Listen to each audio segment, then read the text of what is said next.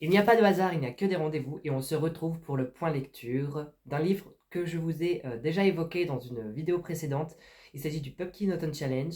Il s'agit aussi de l'un des seuls livres que j'ai réussi à lire pour le Pumpkin Autumn Challenge puisque je l'ai abandonné pour réaliser un autre défi en novembre qui était de lire plusieurs livres de V. Schwab avant la dédicace au Salon du Livre le 3 décembre. Et donc on va parler de Les merveilleuses mésaventures de Miles Mercredi, écrit par John Berkeley et publié chez les éditions Hachette. Alors, pour résumer ce livre, on va suivre un personnage, Miles Mercredi, notre protagoniste, qui est un orphelin et qui a une vie solitaire.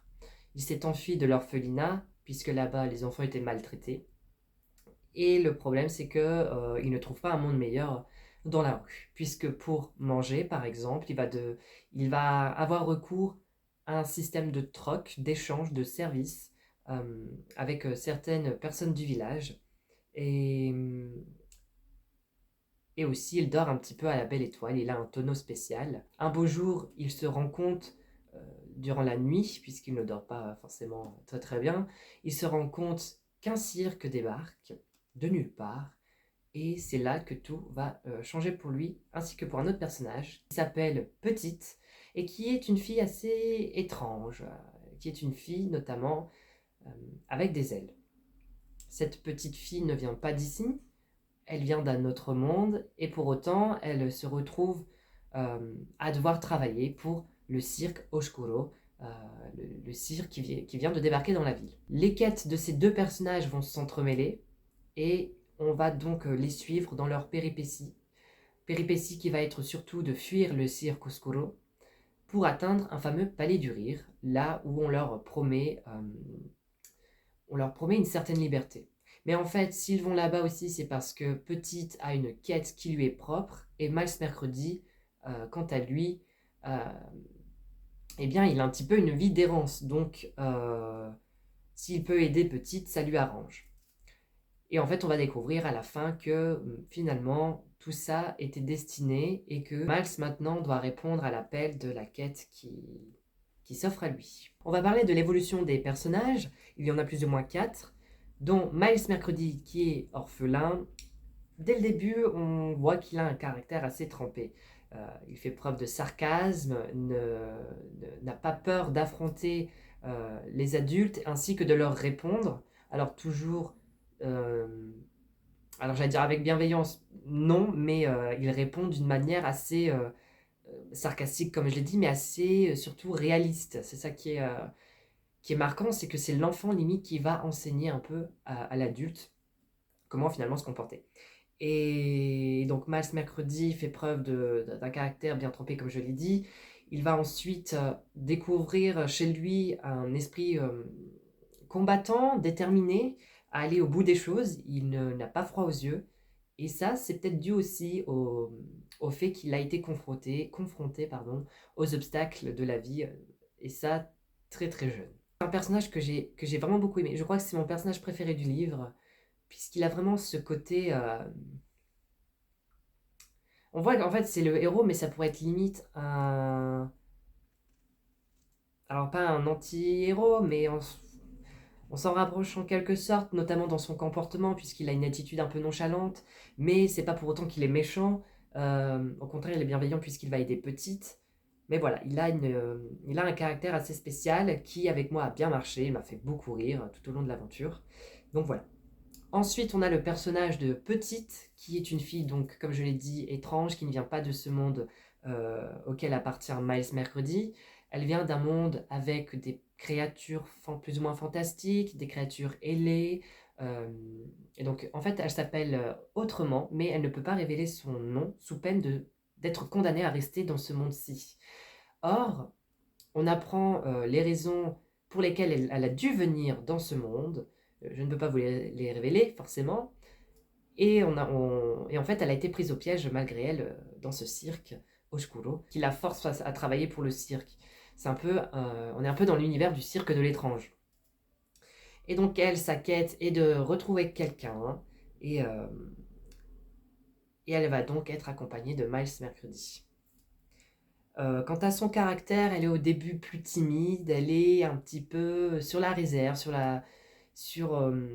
voilà, elle garde ses secrets, et petit à petit, elle va se dévoiler. Non pas forcément révéler ses secrets, mais se dévoiler en tant que personne, comment elle réagit à certaines situations. Elle va se lier d'amitié avec Miles, et c'est d'ailleurs l'un des axes principaux du roman, c'est l'amitié. Et donc on voit une amitié entre les deux qui est euh, très nouvelle et pourtant très forte dès le début. D'ailleurs, ça me fait penser qu'à la fin, on ne sait pas exactement quoi penser de leur relation, mais on comprend bien que finalement, c'est l'amitié qui prône. Ensuite, on a donc le méchant, qui est le monsieur loyal du Cirque Oscuro. Et donc, si au début, on ne sait pas qu'il est vraiment méchant, on l'apprend dès le second chapitre. Je peux vous le révéler, c'est pas une grosse révélation, pas du tout. C'est d'ailleurs lui aussi qui va faire un peu avancer l'histoire et pousser nos personnages à la fuite. Mais donc lui, son comportement au début est plus ou moins étrange, on le remarque direct, Miles aussi. En fait, Miles, comme le Monsieur Loyal, essaie de se duper l'un l'autre. Vous verrez qui a été dupé, ce n'est pas forcément celui que l'on croit. Euh, et donc voilà, je ne peux pas trop en révéler sur le Monsieur Loyal, puisque, comme je vous l'ai dit, c'est le méchant de l'histoire. Mais il y a des enjeux bien plus grands que lui aussi, c'est-à-dire que c'est pas le monsieur loyal qui a une mainmise sur tout. Faut vraiment comprendre qu'il y a des enjeux bien plus grands que lui aussi.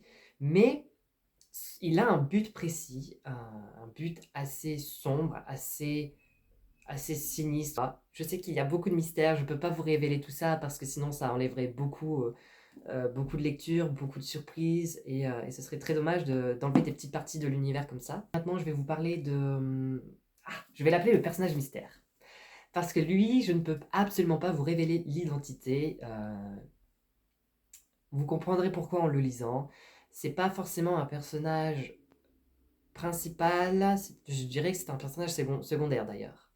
Mais il a un rôle clé en fait. Il va accompagner Miles et Petite tout au long de l'aventure. Alors accompagner, c'est-à-dire qu'il va faire des apparitions à certains endroits et aussitôt disparaître. Il ne va pas les accompagner du point A au point B, non. Il va faire des apparitions dans lesquelles des clés du passé de Miles vont être révélées sans forcément le savoir. Et, euh, et en fait, c'est aussi ce personnage mystère qui va les conduire jusqu'au palais du rire, en fait. Ce personnage mystère va les protéger de certains dangers. Et voilà, je vous en dis pas plus. C'est un personnage mystère, une fois de plus, que j'ai beaucoup apprécié. C'est un personnage qui a du piquant, qui au début n'a limite pas d'affection pour Miles et Petite. Et justement, on voit qu'il va en développer davantage à la fin du roman. Et c'est cette évolution-là qui est toute mignonne. Il y a des choses que je ne peux pas vous révéler sur ce personnage qui est directement lié aux personnages principaux. Notamment... non, je ne peux pas vous révéler. Donc voilà. Donc ça, c'est pour les personnages. Ensuite, quant à la narration, c'est une narration à la troisième personne. Et c'est généralement ce que moi je préfère. C'est-à-dire que le narrateur va avoir conscience de toute chose, de chaque état des personnages, que ce soit les pensées, les sensations, les actions, il va ressentir et tout voir. Ça nous aide, nous, à tout comprendre. Et en fait, ce qui est intéressant, c'est que les personnages n'ont pas forcément conscience des états d'âme des autres personnages, alors que nous, oui. C'est-à-dire on peut présumer certaines choses, que eux vont mettre un peu plus de temps. Et c'est aussi cette évolution de compréhension et d'interaction entre les personnages qui va être intéressante. C'est une narration effrénée, j'ai envie de dire, car il y a beaucoup d'action. Il n'y a pas de l'action pour faire de l'action, c'est-à-dire qu'il y a un but précis, c'est faire évoluer les personnages, faire avancer l'action. Alors en revanche, c'est une narration très linéaire, c'est-à-dire que vraiment on part d'un point A, on y reste quelques chapitres, et ensuite on vagabonde un peu, on va s'arrêter peut-être quelques heures ou une journée maximum à un endroit et repartir, s'arrêter et repartir jusqu'au point B. Et donc voilà, c'est pour ça que je dis c'est assez linéaire. Et au point B, il y aura la résolution finale.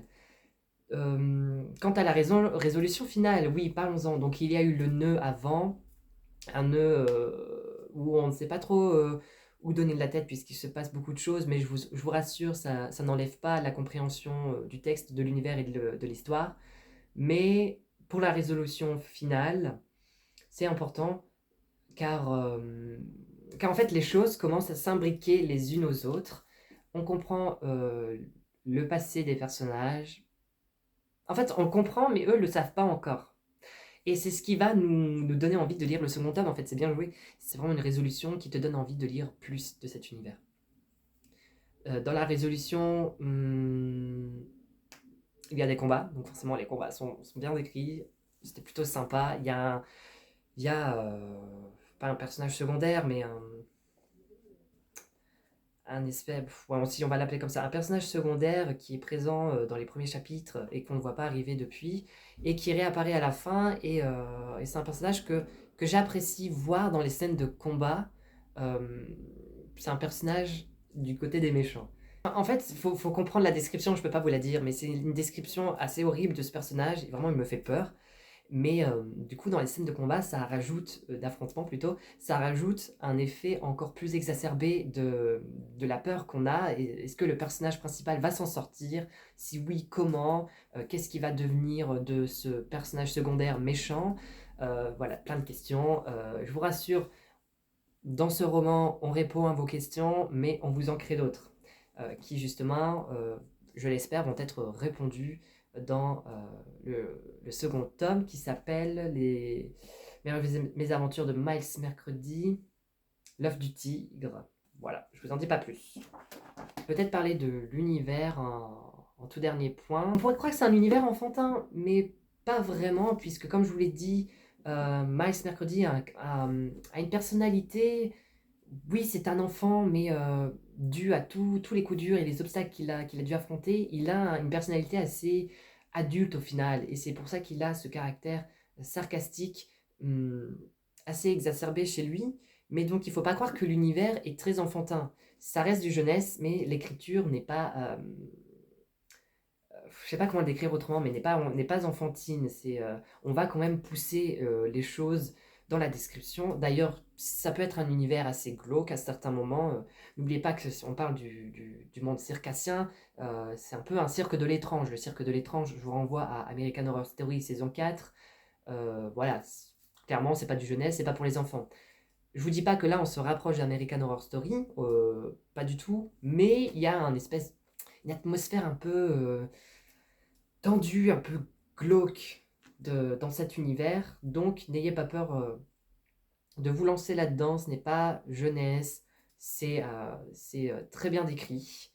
Les descriptions des mises en scène, des représentations, des spectacles du cirque sont bien faites. Les affrontements sous chapiteau par exemple sont bien faits. Le dépaysement parfois aussi dans la nature, très, très bien écrit aussi. Donc voilà, c'est une saga que j'ai aimé découvrir. C'est le premier tome, il y en a 3.